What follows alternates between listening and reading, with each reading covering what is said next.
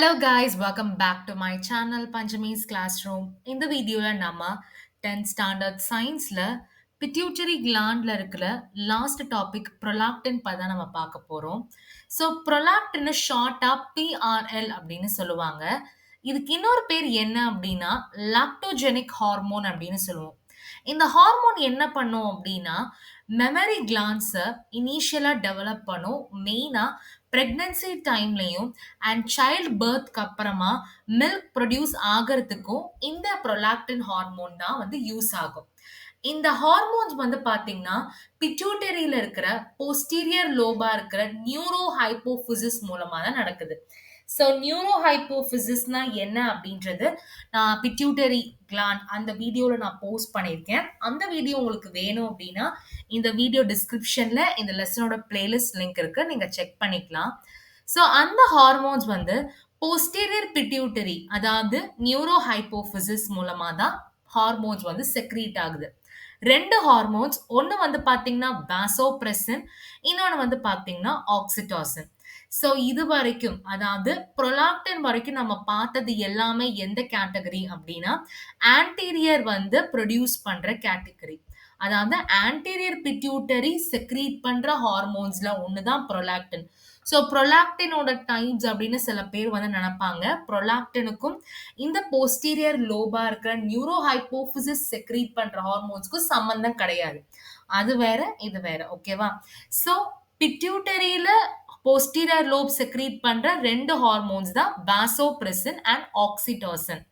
வாசோப்ரெசினை anti diuretic hormone அப்படின்னு சொல்லுவோம், ஷார்ட்டா ஏடிஹெச் அப்படின்னு சொல்லுவாங்க. எதுக்காக இது யூஸ் ஆகுது அப்படின்னா கிட்னி டியூபியூல்ஸ்ல வாட்டரை ரீஅப்சார்ப் பண்ணணுன்றதுக்காக இந்த vasopressin hormone R anti diuretic hormone use ஆகும். ஸோ இதனால என்ன ஆகும்னா யூரின் மூலமா வாட்டர் லாஸ் ஆகிறது வந்து ரெடியூஸ் ஆகும். அதனால தான் இந்த ஹார்மோனை ஆன்டி டயூரிட்டிக் ஹார்மோன் அப்படின்னு சொல்றோம்.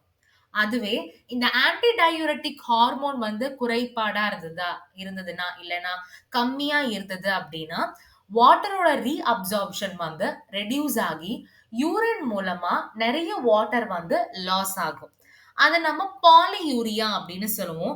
அந்த டெஃபிஷியன்சிக்கு சயின்டிபிக் நேம் தான் வந்து பாத்தீங்கன்னா டயபெட்டிஸ் இன்சிபிடஸ். ஸோ டயபெட்டிக் பேஷண்ட்க்கு பாத்தீங்கன்னா ஒன் ஆஃப் த சிம்டம்ஸ் தான் இந்த பாலியூரியா. வாட்டர் லாஸ் வந்து அதிகமா இருக்கும். ஓகே, ஸோ தான் vasopressin or anti diuretic hormone. Next வந்து பாத்தீங்கன்னா ஆக்சிடாசின்.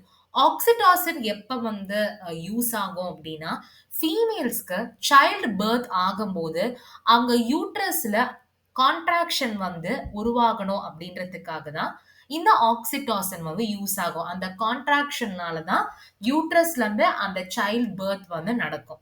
ஸோ அதுக்காகவும் மெமரி கிளாண்ட்ல மில்க் ப்ரொடக்ஷன், மில்க் எஜெக்ஷன் அதாவது மில்க் ப்ரொடியூஸ் ஆகணும் அப்படின்றதுக்காகவும் இந்த ஆக்சிடாசின் வந்து யூஸ் ஆகும். ஓகேவா?